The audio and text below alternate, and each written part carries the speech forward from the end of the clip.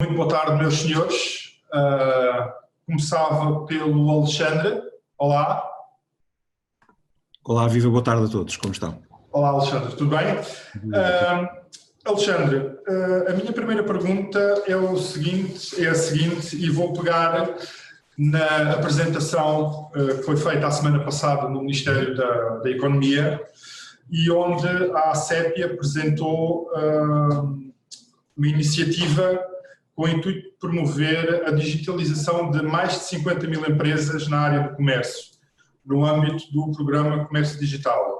A minha pergunta é, estas novas iniciativas são uma espécie de kick-off da digitalização que faltava realizar, ou é um reforço daquilo que já estava a ser feito? Bom, Vítor, na verdade, são as duas coisas, porque nós já, esta iniciativa, na verdade, e como foi referido tanto por mim como na altura pelo Sr. Ministro, esta iniciativa nós os dois lançámos esta iniciativa há exatamente um ano, em Leiria, com o roadshow que estava planeado passar por 150 cidades. Nós estávamos mais ou menos a um terço, portanto tínhamos feito mais de 50 cidades, tínhamos impactado milhares de empresas, tínhamos aliás tido a oportunidade de estudar em parceria com o nosso parceiro na área dos estudos, que é precisamente a EDC, que sei que tiveram cá também o Gabriel mais cedo, e nós tínhamos visto já o impacto que essa presença física, o estar presente com os comerciantes e sensibilizá-los para o digital já estava a ter. E obviamente a acompanhar se quiseres, esse roadshow, nós já fazíamos muitas sessões de esclarecimento, sessões de onboarding, se quiseres, alguma capacitação digital para comerciantes que não tinham qualquer experiência digital, ok? Isto é para sermos muito objetivos. E o que é que sentiam? E o que é que sentiam por parte dessas empresas, desses comerciantes mais pequenos, estamos a falar de comerciantes mais pequenos, quando eram confrontados com esta necessidade, de facto, de digitalizar? O que resultou dos estudos que nós fizemos a posteriori, portanto, nós tínhamos acabado de fazer um estudo no final do mês de março, portanto, ou seja, quando estávamos na fase, enfim, em que estávamos ainda a tentar entender o que é que ia acontecer ao país. E naquela altura, os resultados de um ano de trabalho diziam-nos que as empresas estavam muito sensíveis, começavam a dar os primeiros passos, mas no meu ponto de vista faltava um clique, faltava ali qualquer coisa. Ora, esse clique na verdade veio a verificar-se, foi esta crise do Covid-19, quer queiramos, quer não. Esta crise veio amplificar e veio até, eu diria, consubstanciar o que é que estes comerciantes tinham que fazer, ou seja, ficou claro que aquilo que nós estávamos a dizer tinha mesmo que acontecer, ou seja, não é possível uma empresa hoje não ter uma presença online, não aceitar pagamentos eletrónicos, não ter algum tipo de sistema de entrega em casa, mesmo os mais, assim, os comerciantes mais pequenos tiveram necessidade de resolver isso e, portanto, de uma forma mais ou menos preparada, mais ou menos, enfim, atabalhoada, com soluções mais ou menos sofisticadas, muitos comerciantes tiveram que dar esse primeiro passo. E nós, desde esse momento, ficou claro também que, a partir do momento em que foi também estabelecido o estado de emergência, que iríamos ter que inverter o programa e de uma forma muito rápida. E aquilo que aconteceu foi repensar completamente o programa. O programa vai até abril de 2021 e repensámos completamente em que sentido. Por um lado, retirar do programa tudo aquilo que exigisse a componente presencial e, portanto, tentar garantir que o máximo de empresas pudesse beneficiar daquilo que nós estávamos a fazer ou então desenhar até novas ferramentas. Daí nasceu talvez aquela que, no meu ponto de vista, é a ferramenta mais importante do projeto, que é a Academia Comércio Digital. É uma academia online, totalmente em português, com 7 módulos. Esses 7 módulos cobrem áreas como desenhar um plano de marketing digital, saber fazer publicidade digital, o que é o SEO, como é que eu construo uma página nas redes sociais, como é que eu registro a minha empresa no Google Business. Enfim, são os essentials, se quiseres, de uma primeira presença online. Obviamente também falamos da criação da loja online, etc., mas claramente o foco aqui é promover esse primeiro estágio. Portanto, isto é que depois chega uma altura e já não basta ter uma loja online. Tem que se fazer mais, não é? Tem que se dinamizar, tem que... Exatamente. Estes 7 módulos já cobrem muito dos essenciais para uma primeira presença numa perspectiva até direta. Nós também falamos de marketplace, isso também seja dito, até porque nós sabemos que para muitos comerciantes o onboarding via marketplace é um primeiro onboarding que faz sentido e para muitos faz todo sentido começar assim. Aliás, durante esta crise essa foi para muitos a forma, quando eu digo marketplace estou a considerar obviamente aqui também presenças em coisas como o Glovo ou Uber Eats, que para muitos comerciantes do alimentar foi uma solução. Agora, isto não quer dizer que na nossa perspectiva depois daquilo que aconteceu, devíamos criar condições para que as empresas tivessem ferramentas para dar passos seguintes. A academia pareceu-nos que era fundamental, portanto temos um conjunto de cursos em formato de vídeo, com testes, com materiais de suporte, enfim, é uma academia gratuita, já agora dizer isto, é livre para qualquer empresa, se pode registar e seguir o percurso, portanto é totalmente gratuita. O que é que fizemos mais para facilitar o onboarding nesta fase? Principalmente porque nós acreditamos que mesmo uma empresa que tenha uma presença no marketplace deve começar a pensar em ter uns conhecimentos básicos e perceber o que é isto no marketing digital, como é que se promove, etc. A presença no marketplace pode ser interessante, mas pode ser redutora se for só isso para algumas marcas. E, portanto, nós achamos que devemos ensinar também outros caminhos e outras alternativas e depois caberá ao gestor decidir se quer pegar num caminho, no outro ou nos dois, ou aquilo que achar melhor. O que é que nós fizemos? Disponibilizámos a oferta do domínio em .pt. Nós achamos que nesta altura do campeonato é também muito importante, aliás é uma das grandes tendências, julgamos nós, que é esta ideia da proximidade. Nós chamamos a isto o comércio eletrónico local, portanto, ou seja, um comércio eletrónico de muita proximidade.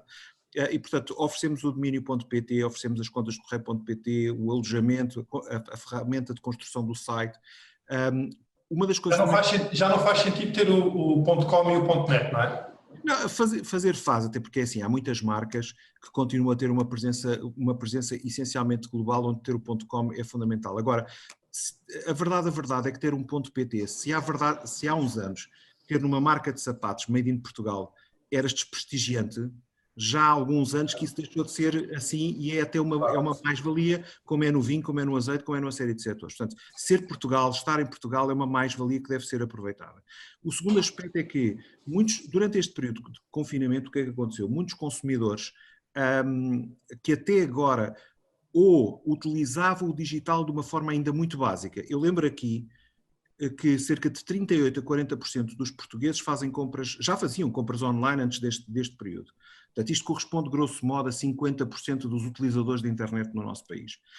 A outra metade são utilizadores muito básicos, portanto, fazem essencialmente pesquisas na internet, usam o e-mail e utilizam as redes sociais. E depois há 20% de portugueses que nunca tinham utilizado a internet sequer. É importante nós percebermos que este é um perfil muito particular e que neste aspecto em concreto até nos coloca um pouco mais atrás. Temos coisas muito boas, nós temos uma ótima infraestrutura digital, nós temos serviços públicos digitais que nos colocam na linha da frente, portanto, coisas muito positivas. Coisas menos positivas, as competências digitais, não só dos consumidores, mas também dos gestores. Já agora dizer que um dos problemas que nós temos é que muitos destes pequenos comerciantes são também em si info-excluídos. Agora, o que é que acontece? Durante este período aconteceu um fenómeno que é, não só tivemos mais consumidores que já usavam a internet e já faziam compras online, a comprar mais. Portanto, houve um aumento da repetição. Depois tivemos pessoas que já usavam a net, mas nunca tinham comprado, que passaram a comprar. E passámos a ter uma outra coisa, que é um fenómeno muito interessante. A ACEP já estuda o mercado português desde 2009. É, aliás, a única entidade que estuda consecutivamente nos últimos 11 anos o mercado nacional. E nós já nos estudos anteriores mostrávamos uma evidência, que Portugal era dos países onde os consumidores são mais chamado cross-border, portanto mais compram fora do seu próprio país, coisa que não acontece, por exemplo, com os alemães, que gostam de comprar em sites alemão na Alemanha, os franceses, até mesmo os ingleses. Nós não, nós comprávamos maioritariamente na China, comprávamos maioritariamente em Espanha, em Inglaterra, por aí fora. E aconteceu um fenómeno que é comprar essencialmente em português em Portugal, em sites portugueses, e comprando novas categorias de proximidade. Se até agora as categorias onde os portugueses mais compravam eram, por exemplo, o vestuário, acessórios para moda, artigos para o lar, viagens, hotelaria, etc., durante o confinamento foi essencialmente tudo o que tinha a ver com o alimentar, mercearia, informática, por exemplo, foi uma das categorias mais compradas durante este período. Tudo isto numa lógica de proximidade, e por isso é que eu digo que algo vai acontecer neste pós-Covid, que é, por um lado, vamos ter consumidores habituados a comprar em Portugal, habituados a comprar em proximidade, e acima de tudo vamos ter comerciantes que passaram a ter essas competências. E, portanto, esse projeto do comércio digital, nesta nova fase, o que é que vem fazer? É criar condições para que ninguém tenha uma desculpa, nomeadamente a questão do custo. É por isso é que Pode estar online. nós estamos a oferecer durante este período, por exemplo, para as lojas que, vamos lá, toda a gente conhece o IKEA, o Continente por aí fora, mas às vezes a loja do Manel.pt ninguém sabe o que é. Não quer dizer que não seja de confiança, não quer dizer que seja as melhores práticas. A ACEPI tem um selo de confiança que desenvolveu com a DECO e que neste momento está a oferecer o custo desse selo de confiança aos comerciantes. Portanto, desde que eles passem, obviamente, o processo de certificação para obter o selo, pelo menos a parte do custo nós já estamos a oferecer. Portanto, são esses no essencial os elementos fundamentais deste programa, que é, por um lado, uma gratuitidade de uma série de coisas que até agora tinham um custo, por outro lado, a oferta de uma série de ferramentas que vão desde formação até todos os dias nós disponibilizamos informação de guias práticos, guias de recomendação, tutoriais, tudo no nosso site, disponível gratuitamente em comércio digital. Temos também um diretório para, nomeadamente, iniciativas como o comerciantes.pt e outras. Vamos ao comerciantes.pt. É, exatamente. Antes vou meter aqui com o Paulo. Olá, Paulo. Olá. O negócio da Granvin, acho que estou a dizer correto, Granvin, não nasceu com a Covid, mas nasceu, penso eu, no final de 2019, certo? Exatamente. No final de 2019. Portanto, não foi com a Covid que este site, e passo a explicar o que é o site, é um site de venda de vinhos e bebidas, não é? Bebidas espirituosas. Portanto, não foi com a Covid que o site nasceu, mas de certeza que foi com a Covid que sofreu grandes alterações, uma grande procura, e a minha pergunta é, efetivamente, quais foram as alterações sentidas ao longo destes últimos tempos e que capacidade de resposta é que vocês tiveram para a procura que se registou desde o período de março deste ano. Bom, boa tarde, Vítor, e obrigado pela oportunidade. Boa tarde a todos. De facto, a Granvin não nasceu no período de Covid, nasceu em dezembro de 2019, começámos o nosso percurso, mas efetivamente fomos beneficiados aqui pelo Covid, pelo facto do consumidor não ter opção de compra. Em determinada altura o consumidor as lojas estavam fechadas, o consumidor tinha medo de deslocar, tinha medo de ir às compras e de facto tivemos de tudo, tivemos consumidores, apanhámos consumidores que nós sentimos que já compravam online e que já eram nossos consumidores que nunca tiveram uma experiência de online e que tiveram connosco essa primeira experiência. E março nós crescemos 700%, depois abril 500%, em maio continuámos a crescer. De facto não há, como temos um histórico relativo, somos uma loja relativamente recente, não podemos comparar com períodos homólogos do ano anterior. Pronto, também a base. Agora, onde é que nós nos tivemos que adaptar? Nós prometemos entregas em todo o país até 48 horas e de facto não queríamos fugir desse compromisso que temos com o consumidor e aí foi o grande desafio, porque de repente um negócio que cresce 700, 500% ao mês não é fácil, mas conseguimos responder. Foi mais ao nível de logística, de armazém e de preparação de encomendas, mas aí reforçámos rapidamente a nossa equipa e demos resposta. Preparámos exatamente o mesmo número as encomendas que nós preparamos, as encomendas em 3, 4 horas e continuámos, portanto expedimos o consumidor, expedimos no próprio dia a encomenda. Outro desafio que tivemos que enfrentar e que gerir foi mais ao nível do nosso parceiro logístico, dos nossos parceiros logísticos, que também de facto foram apanhados um bocado nesta onda de aumento de vendas online e aí estávamos no mesmo barco que as empresas que vendiam tecnologia, que as empresas que vendiam comida, porque a maior parte das vezes utilizamos os mesmos parceiros e que de facto Lisboa houve áreas muito afetadas, Lisboa foi uma área muito afetada, houve áreas que não foram tão afetadas, mas aí foi mais ao nível da gestão do consumidor. Passo aqui ao Fernando Amaral, que é o fundador do Marketplace Comerciantes.pt. Olá, Fernando. Olá, Vítor. Boa tarde a todos. Boa tarde. Fernando, explique-me um pouco, ou explique-nos um pouco, como é que surgiu esta ideia de criar um Marketplace em plena pandemia, juntando aqueles comerciantes mais pequenos, locais, de proximidade, que não tinham qualquer capacidade de entrar com um site online, que não tinham, como o Alexandre há pouco explicava, sequer noções do que é um site, como é estar online, como vender um plano de negócios, um plano de marketing. Explique-nos um bocadinho como é que chegaram a esta ideia de lançar esta plataforma e, volto a frisar, sem fins lucrativos. Na altura foi exatamente por causa desse contexto que a ideia surgiu, porque não havendo capacidade de aprender e de lançar algo novo de um dia para o outro, enquanto as lojas fecharam de um dia para o outro, os pequenos negócios estavam em sério risco de desaparecer. Ninguém sabia quando é que o desconfinamento iria começar. Na altura havia previsões pessimistas de vários meses sem podermos sair de casa. Portanto, na altura foi um bocado uma resposta de ver uma casa arder e ir lá tentar ajudar a apagar o fogo.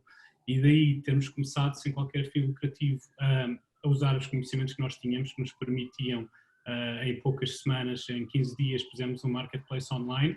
Aproveitámos o facto que os comerciantes se organizaram para ter sistemas de entregas, porque essa parte eles eram capazes de fazer. Portanto, eles mudaram rapidamente o seu negócio para receber encomendas por telefone e ir fazer entregas, mas não tinham a capacidade de criar uma loja online assim de um dia para o outro. Portanto, foi isso que nós criámos no contexto em que estávamos. Entretanto, já passámos essa fase, já estamos a olhar para o futuro. Nós agora já estamos a fazer as entregas e a trabalhar com uma visão que nós temos em que o Marketplace junta realmente os produtos todos e os comerciantes todos, mas depois, além da compra única, que sempre tivemos, tem uma entrega única. Portanto, não é cada comerciante que vai entregar o seu produto, mas é o Marketplace que entrega os produtos todos de uma vez. Portanto, nesse momento já estamos nessa fase. Diga-me uma coisa, quantos comerciantes já têm na plataforma? Nós temos cerca de 20 comerciantes neste momento que estão em Campo de Ourique. Nós decidimos ter uma estratégia de começar por este bairro. Temos mais alguns noutras zonas de Lisboa que entraram no início, mas agora lá está que estamos nesta fase a olhar para o futuro. Queremos fazer um projeto piloto que é focado num bairro, que é aquilo que nós iremos replicar por todos os outros bairros e por outras cidades no futuro. Portanto, queremos ter a oferta completa, como se fosse um supermercado, mas com base em comerciantes locais, numa área relativamente pequena, para depois poder multiplicar. Neste momento são cerca de 20 só aqui no bairro de Campo de Ourique. Ok. E essa expansão, quando é que vai começar a dar-se? Essa expansão depende agora dos nossos próximos passos, que é criar realmente um negócio sustentável para todas as partes, incluindo para o Marketplace, é a criação de uma empresa, é a captação de investimento, é a captação de algumas parcerias, é falar aqui com o Alexandre a seguir e começar a ver como é que nós podemos colaborar para realmente levar isto a todos os comerciantes do país. Fernando, só mais uma questão, porque eu estive a fazer uma pesquisa e o Comerciantes.pt é uma iniciativa criada por um engenheiro informático especializado em marketing digital, uma especialista em inteligência artificial e data science e uma fintech de pagamentos online. Isto é o casamento perfeito para a criação de um site ou de um marketplace. Foi o casamento possível na altura e não nos podemos esquecer que houve mais cerca de 20 voluntários que criaram conteúdos, que foram falar com os comerciantes, porque nada disto funciona sem esse contacto humano com os comerciantes, que os recrutaram, que lhes criaram a confiança necessária para entrar nisto, que escreveram as histórias deles, que fotografaram. É claro que a parte de marketing e de comunicação, a parte digital são muito fortes. A parte, neste caso, as competências da Julie de Machine Learning e Inteligência Artificial, eu vejo a ser mais úteis mais para a frente com a evolução e a otimização de tudo isto. mas, e obviamente a parte dos pagamentos era necessária, portanto, assim, juntámos um grupo multidisciplinar de voluntários que possibilitou lançar, eu acho que em tempo recorde a plataforma. É juntar o útil ao agradável. Alexandre, é de facto esta junção do útil ao agradável que depois pode fazer a diferença no sucesso e na rapidez desse sucesso, seja de um site, seja do marketplace. Eu antes de mais, aproveito já que estamos aqui todos, para dar também os parabéns ao Fernando e ao resto da equipa pelo lançamento do projeto. Eu acho que é sempre de louvar quando alguém, durante um período difícil como aquele que foi, onde era difícil perceber o que é que iria acontecer, aliás ainda é, na verdade, nós estamos a falar disto tudo, parece que já desconfinámos, mas não é verdade. Só a título de curiosidade, eu hoje estive num centro comercial por volta das 11 da manhã, estava sentado num café que é dentro do próprio centro comercial, e um café que normalmente tem, não sei, talvez umas 40 pessoas sentados, era só eu. Portanto, é preciso ter a noção que nós ainda não estamos propriamente de um business as usual, as coisas não estão assim. Da mesma forma que os comerciantes, é certo que... E nem sabemos quando vamos estar, não é? Sabemos o que é que vai acontecer, os sinais não são contraditórios, não é verdade que já tudo tenha... Eu acho que nós somos muito bons a confinar, fomos particularmente bem-sucedidos, não estamos a ser particularmente bons a confinar. A desconfinar.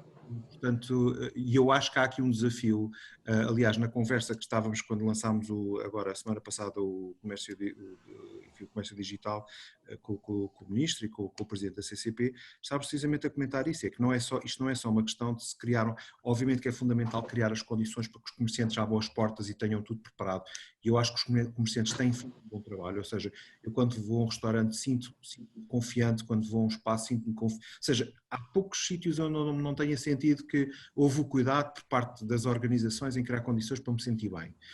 A verdade é que muitas pessoas ainda não se sentem bem em sair de casa e fazer e continuar a ter uma vida normal. A vida normal aqui entenda-se, obviamente, seguindo as regras, pondo a máscara, havendo aqui o distanciamento social. E essa confiança não está lá ainda e acho que vai demorar. Portanto, quando alguém às vezes me pergunta, se podíamos ter lançado isto um bocadinho mais, sim, podíamos, a questão é, não se cria aliás, o próprio Fernando referiu-se, as coisas demoram algum tempo a criar. Nós lançámos um ciclo de seminários que começaram a semana passada, lançámos uma academia com 7 cursos, lançámos um diretório, portanto, se o projeto, por exemplo, do Fernando e também já agora do Paulo Gomes, se quiserem estar presentes no nosso diretório, é gratuito, está disponível, fazemos comunicação, temos uma campanha montada em rádio, imprensa, televisão, digital para começar a comunicar estas coisas. Todas estas coisas demoram algum tempo e a verdade é que nós estamos muito a tempo, porque a verdade ainda há muito para fazer. É preciso ter noção de que antes do confinamento, para termos uma ideia, 60% das microempresas do comércio e serviços não têm qualquer presença online. 60%. Mesmo que as coisas tenham corrido muito bem, que tenha havido uma série de comerciantes que até começaram a entrar, se vocês hoje forem ao nosso diretório, está em comérciodigital.pt, já lá vão ver uma série de iniciativas. O nosso foco tem sido iniciativas mais na linha daquilo que é o projeto que o Fernando apresentou, ou seja, são marketplaces nacionais, regionais ou setoriais. Porque nós sentíamos, tanto no Governo como na ACEP, que estavam a surgir uma série de iniciativas, mas que depois não tinham um espaço para ser divulgadas. Criámos ali um local onde essas iniciativas são divulgadas. Mas de futuro, provavelmente, vamos também divulgar comerciantes, etc, etc, etc. Tendo dito isto é um esforço que vai demorar muitos meses ainda pela frente, ou seja, tudo o que nós fizemos neste momento para ajudar um comerciante a dar o primeiro passo, a saber usar o MBWay ou o WhatsApp para receber uma encomenda, pode ser tão simples como isto. Saber usar o WhatsApp para receber uma encomenda e receber pagamentos com o MBWay pode ser a diferença entre eu fazer negócio ou não fazer negócio. Não quer dizer que a empresa tenha que passar logo eu não fazia nada no digital e de repente já estou a vender online para um outro país. Não, há aqui passos e o que nós estamos é criar condições para que esses passos, por um lado, não tenham custos, portanto, reduzir ao máximo a fricção que o custo pudesse custar e, portanto, tornarmos todas as nossas ferramentas gratuitas e criarmos condições para que haja divulgação, promoção e informação atualizada. Este pareceu-nos que era um ponto fundamental. Agora, nós continuamos a ter uma fragilidade, é que a maior parte dos comerciantes, com exceção daqueles que são se calhar da geração, de uma geração mais nova, em que o digital comes naturally, não é? A maior parte dos comerciantes, dos donos dos pequenos negócios, são info-excluídos. Ou se não estão info-excluídos, são digitais muito básicos. E, portanto, não é fácil fazer essa transição. eu admito que uma das grandes dificuldades que aconteceu nesta fase para o lançamento do marketplace é como é que eu contactava os comerciantes quando estávamos numa fase de confinamento ou semi-confinamento. Não é fácil.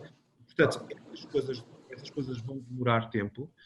Nós temos é que não perder tempo, ou seja, sendo certo que vão demorar tempo, quanto mais cedo começarmos.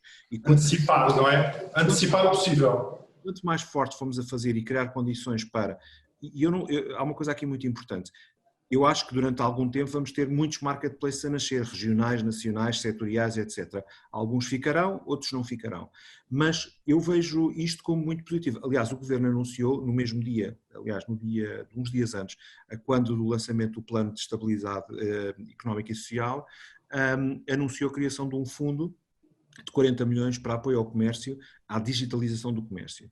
E o projeto do comércio digital, no fundo, é muito complementar a esse fundo que vai surgir e que terá com certeza, é uma ferramenta adicional para que os comerciantes possam ter algum suporte financeiro para darem precisamente este salto. Mas para mim eu continuo a dizer que podemos disponibilizar todas estas ferramentas, podemos dar vouchers, podemos dar tudo isto, mas o comerciante tem que querer e tem-se criar condições para que ele possa dar este salto. Eu acho que os marketplaces pode ser um quick step e eu acho que é ótimo e acho que devemos promover a sua disseminação. Acho que ao mesmo tempo que fazemos isso, devemos criar condições para que eles também percebam, o comerciante saiba, mas o que é isto do SEO, o que é isto da presença online, o que é isto do marketing digital, o que é que são os AdWords, como é que eu posso fazer publicidade nas redes sociais. Ou seja, se eu não perceber nada desta dinâmica e a única coisa que eu faço é simplesmente depositar a minha confiança no marketplace, e isto não é nada contra os marketplaces, acho que são caminhos que são perfeitamente complementares e que devem ser seguidos. Tem que haver uma parceria, não é? É uma parceria.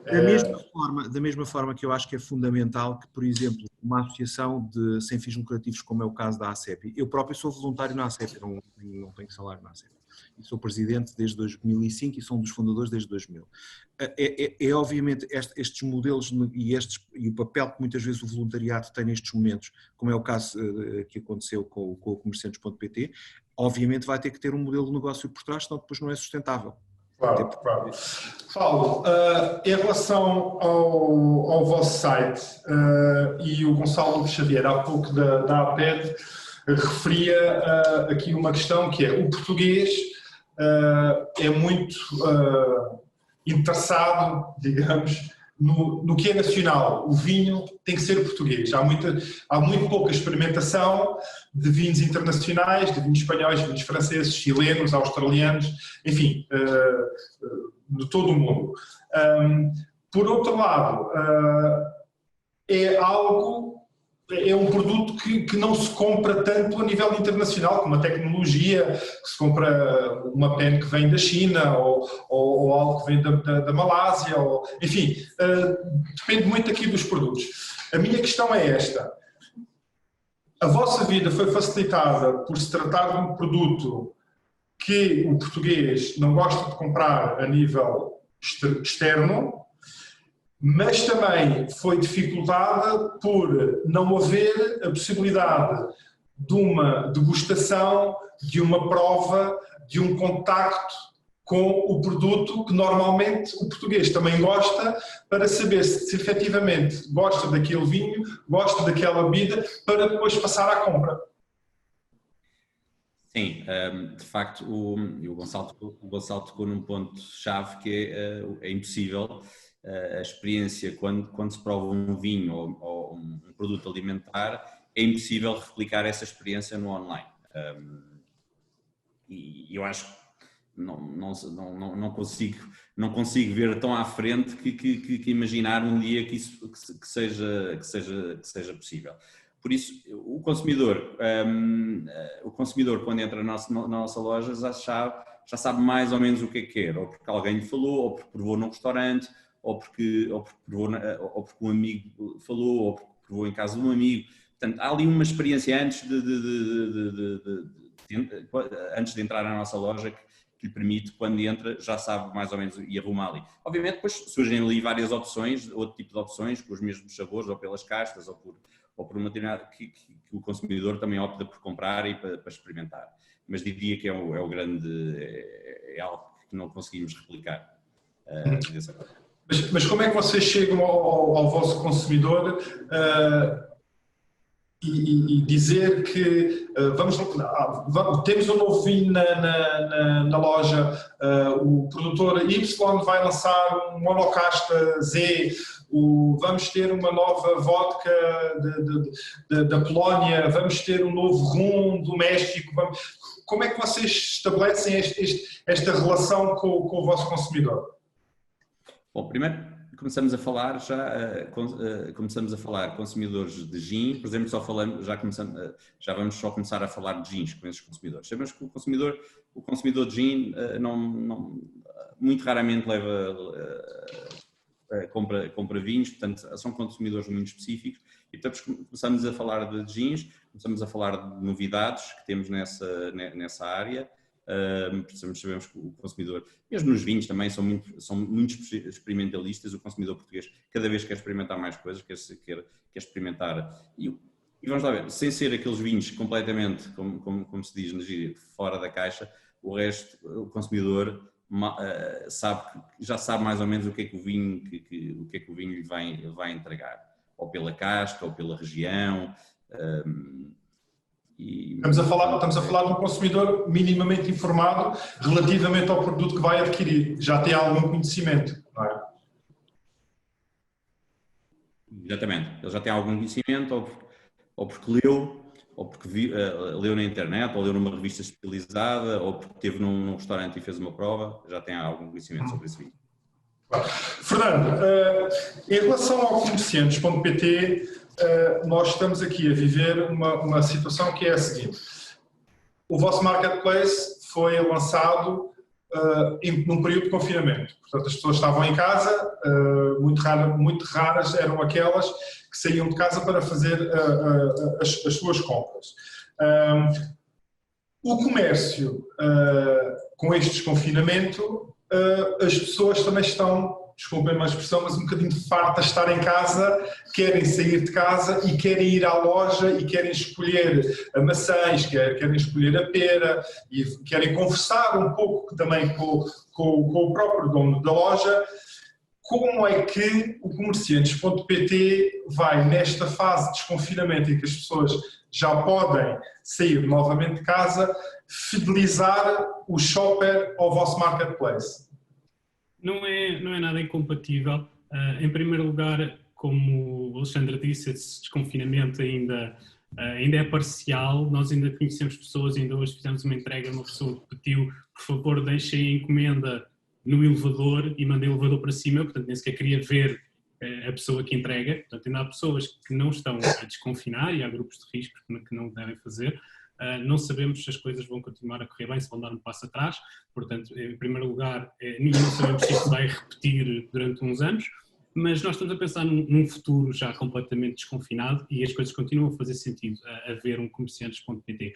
Acho que todos concordamos que o digital é inevitável, é esse o tema hoje. Portanto, as pessoas vão continuar a comprar cada vez mais online e a tecnologia vai continuar a evoluir, isto nunca vai andar para trás.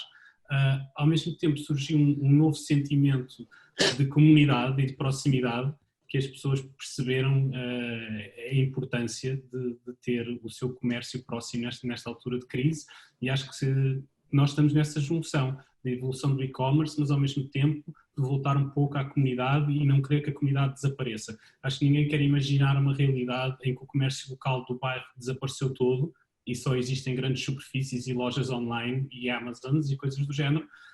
Portanto, nós combinamos as duas coisas. Quando é mais conveniente para mim, enquanto consumidor, fazer compras nas lojas do meu bairro sem sair de casa, eu vou ao comerciantes.pt e eu posso comprar de 5 ou 6 lojas, fazer as minhas compras para a semana ou para o mês e encomendar online com toda a conveniência. Quando eu quiser ir realmente falar com as pessoas e dar uma volta pelo bairro, também vou. Mas acho que há mercado para os dois canais. Não é para substituir as lojas tradicionais, é para lhe dar mais um canal de vendas. Em alturas de crise pode ser a salvação, mas a ideia não é de vivermos em alturas de crise, é simplesmente terem mais um canal de vendas. Claro.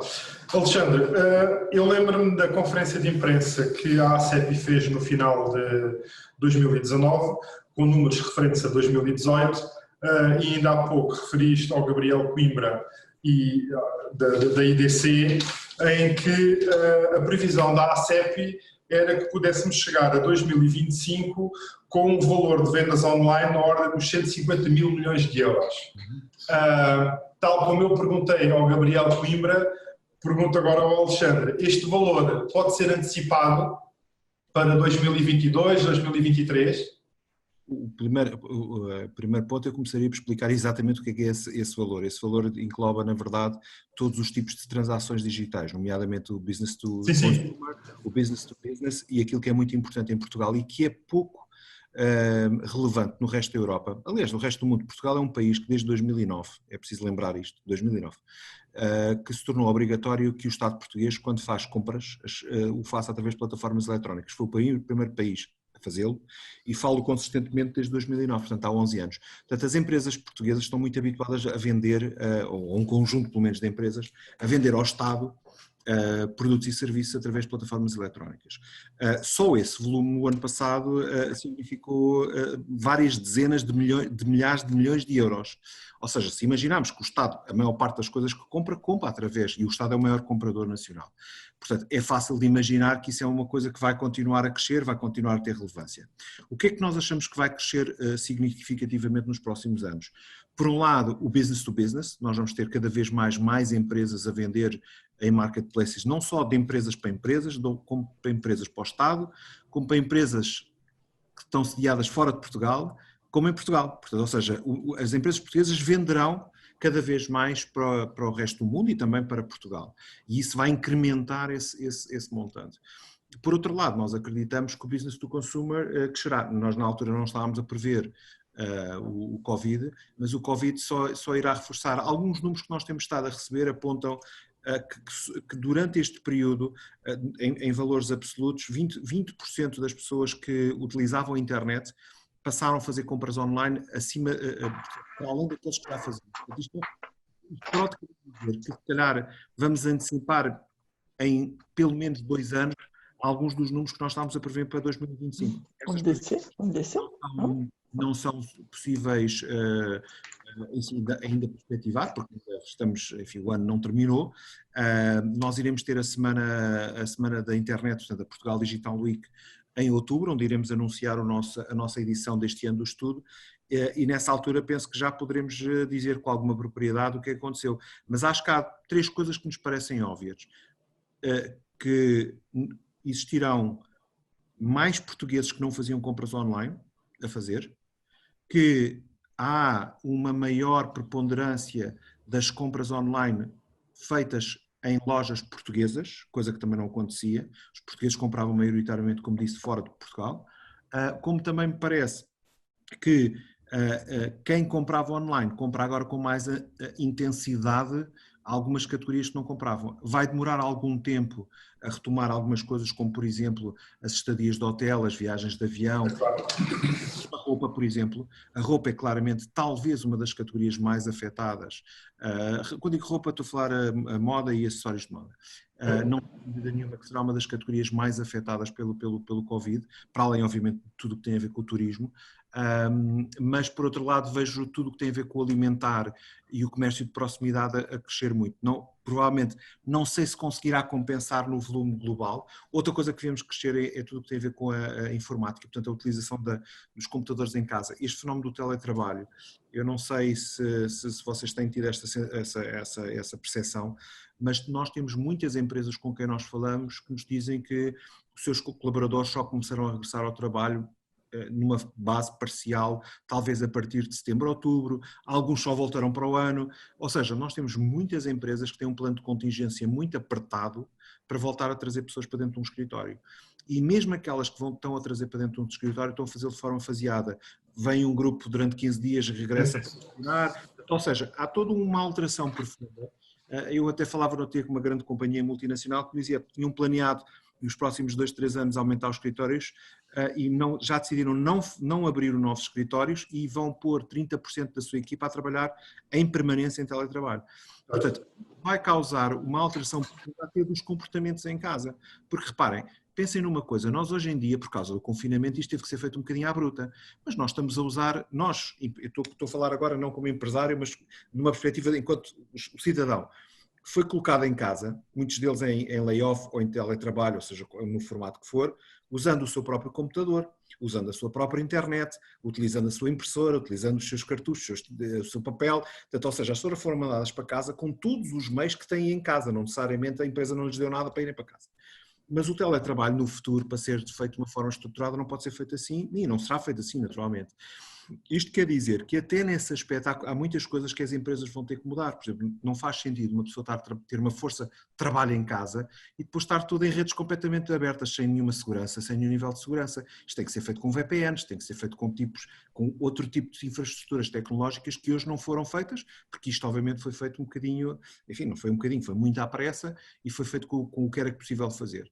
Mas não tenho dúvida nenhuma que nós vamos assistir a uma aceleração brutal da digitalização das nossas casas, não tenho dúvida nenhuma. E das empresas também, como é óbvio.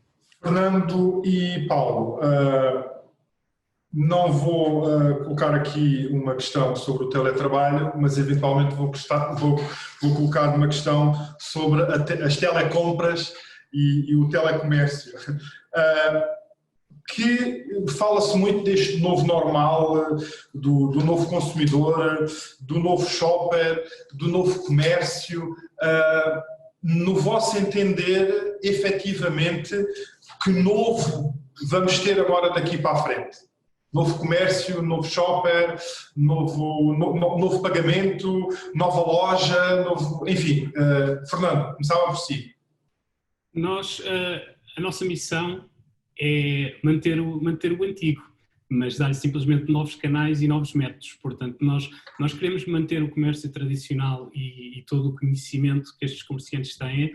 O nosso marketplace é de proximidade, portanto, ao contrário de todos os marketplaces que têm também um lado um bocado negro para os próprios comerciantes, o nosso marketplace é de proximidade. As pessoas vão ter acesso aos negócios que estão perto de si, e nós queremos manter esses negócios e queremos dar-lhes novos canais e novos hábitos de consumo. Queremos também competir com as grandes superfícies e esses grandes marketplaces que são globais. Achamos que é mais sustentável para as comunidades, para as economias e até para o ambiente ter um marketplace de proximidade. Portanto, o nosso objetivo é que esse novo normal traga hábitos de consumo mais sustentáveis, de acordo também com aquilo que são os objetivos das Nações Unidas em termos de objetivos sustentáveis para os próximos anos. É por essas linhas que nós nos guiamos.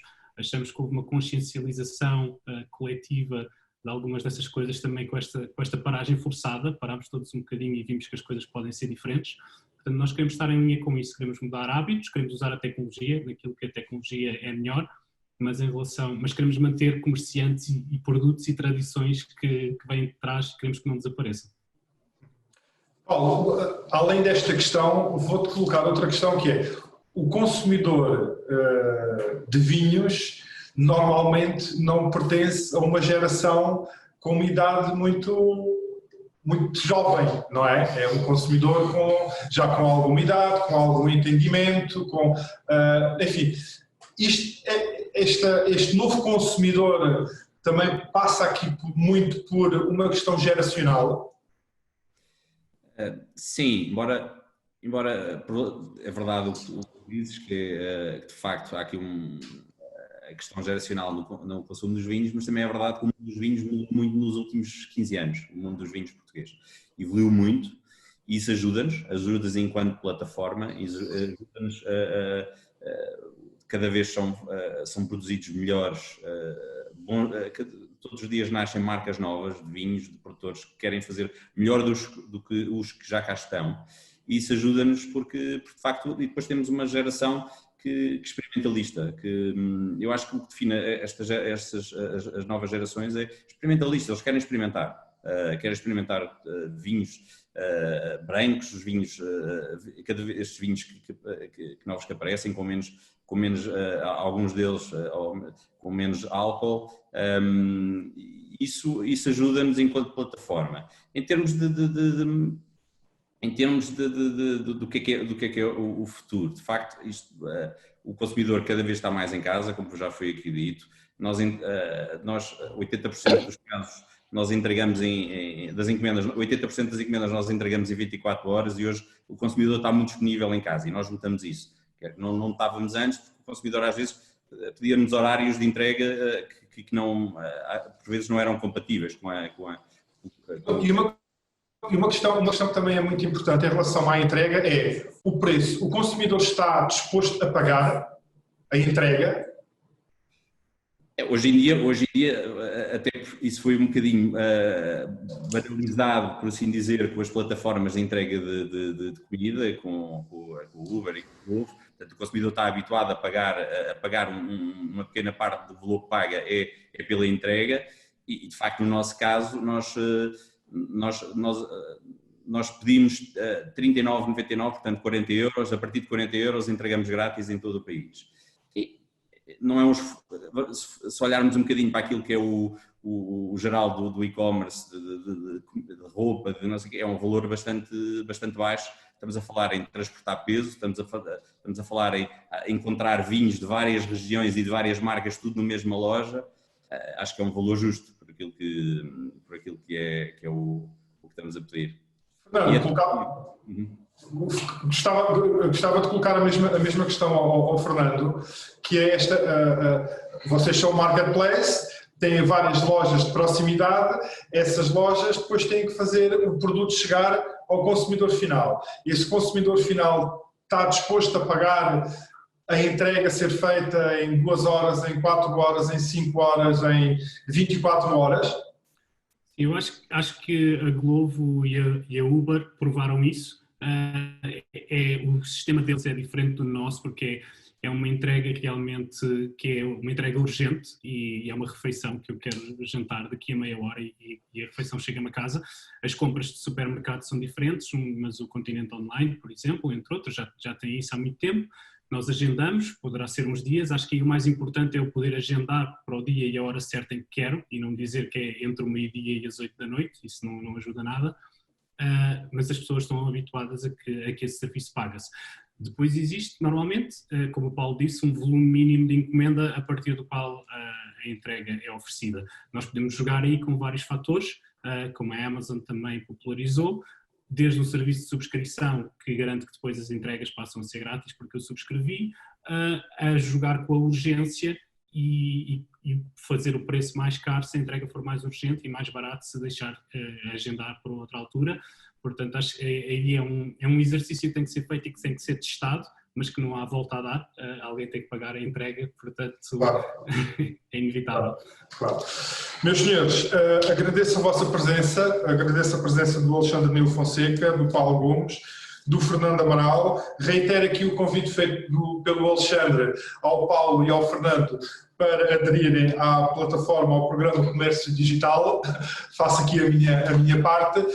Muito obrigado, uma muito boa tarde, tudo bom, bons negócios digitais. E volto a frisar e volto a relembrar que esta foi a segunda conferência de um ciclo de 3, portanto falta uma. Essa última será no dia 7 de julho, 7/7, às 14h30, onde vamos debater as novas cadeias de abastecimento e a sua capacidade de adaptação e de resposta a este novo período. Mais uma vez, agradeço a participação de todos, muito obrigado, boa tarde e até breve.